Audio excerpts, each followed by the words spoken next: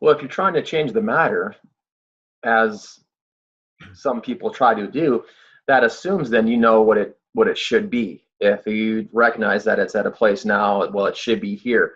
And I mean, I guess you could argue there's some obvious examples where we recognize, okay, obviously that isn't where the matter should be when a person's really in a state of sickness or some sort of problem. But again, we have to make that assumption that we always know what's best. And we, again, in extreme examples, yes, we can say that that's not good, but still the innate intelligence of the body knows for sure what the state of that matter should be. And so again, I think that's where um, with the objective straight chiropractic way of practicing, it just makes more sense. It's more congruent because we're not making any assumptions. We're not making any guesses as to what we think the matter should be or what state it should be in. We just know that the innate intelligence definitely knows. So let's make sure that that is always being fully expressed in the body.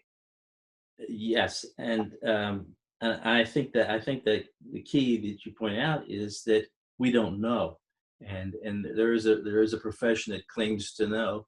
You Hmm. know, it's not us, and we don't want to get into that profession. Uh, I understand that they said that in the old days that they didn't if they didn't know if a person was really dead or not. They used to put a little Right? string in the coffin with it and a bell outside, and they could pull on Tied that to their string. finger.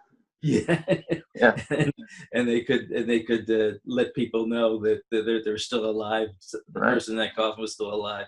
So I think they've gotten a little higher, a little better than that, and Right. and then it, and as far as their ability to determine that, but we're really not sure yet. And of course, you go back to the Judeo-Christian concept of death or absence of life, um, that deals with the spirit, and which is not a material thing.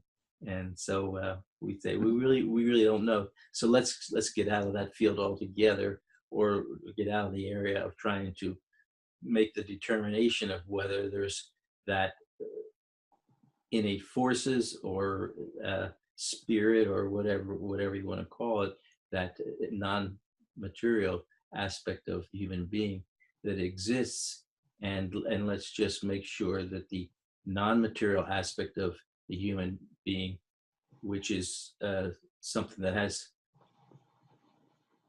in every living thing, make that determination. Let's just make the determination whether those innate forces uh, are present within the human body, and Right. then not make the determination whether whatever those forces are Hmm. are being expressed. Make sure that they're being expressed properly, and I think that's um, where we've kind of gotten away from uh, the the Judeo-Christian concept of God, which was prevalent in Midwestern United States in 1895, and which caused BJ to say, well, in universal intelligence is God, and then later on he probably waffled on that when he went over to the the middle mid Far Far East. East. Yeah. Yes, and came up with other things, and so he had to use that term God in a general sense, and so everybody can just determine for themselves what they consider God to be. I think in 1895 in Midwestern United States, it was basically the Judeo-Christian concept of God, and and and then after that, you've got all kinds of uh, God, uh, people, different people trying to decide or Yeah. define God, and so BJ kind of left it up to people to decide for themselves what it is, and that's why I kind of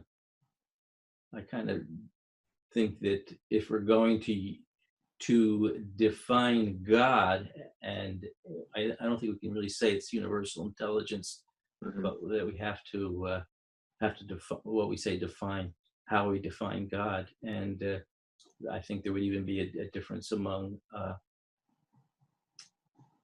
Trinitarians, those people who define God as three persons, Hmm. all with the same characteristics and the same uh, essence, and those people who would say no, it's just a monotheistic concept of God, and other people would say it's just a representation, and Right.